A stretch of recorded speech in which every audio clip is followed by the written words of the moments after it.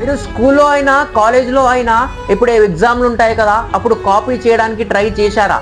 ఒక అమ్మాయిని ప్రేమించినప్పుడు మీరు ఎప్పుడైనా అమ్మాయిని మోసం చేశారా? అంటే ఆ నమ్మకాన్ని అనేది బ్రేక్ చేశారా?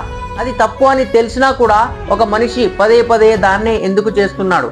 ఇదే భగవద్గీత చాప్టర్ 3 శ్లోకం నంబర్ 36లో అర్జునుడు శ్రీకృష్ణునికి అడుగుతున్నాడు, పార్థ, ఒక పని అనేది ఒక కర్మం అనేది దాన్ని తప్పు అని తెలిసినా కూడా మళ్ళీ పదే పదే ఎందుకు చేస్తున్నట్టు? ఒక చిన్న ఉదాహరణ తీసుకుందాం.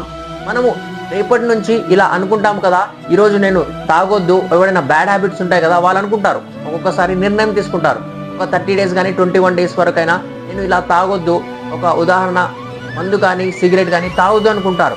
కానీ ఒక 2-3 days ఇలా ఆపుకుంటారు. కానీ ఎవరైనా వాళ్ళ ఫ్రెండ్స్ గిట ఏదైనా మళ్ళీ పార్టీ గిట మళ్ళీ ఏదైనా ఉంటే అప్పుడు మళ్ళీ మామ మళ్ళీ వచ్చి ఒక తాగుదాం ఇది అంటే మళ్ళీ అలవాటు అయిపోతున్నారు. ఎందుకు ఇలా చేస్తున్నారు మనుషులు అనేది ఇది అర్థం కావడానికి మరి నెక్స్ట్ శ్లోకం అయితే మీరు వినాల్సే ఉంటుంది. అప్పటిదాకా ఇలా ఎందుకు చేస్తున్నారో మీ గిట ఆన్సర్ తెలిస్తే కింద కామెంట్ చేయండి. హరే కృష్ణ.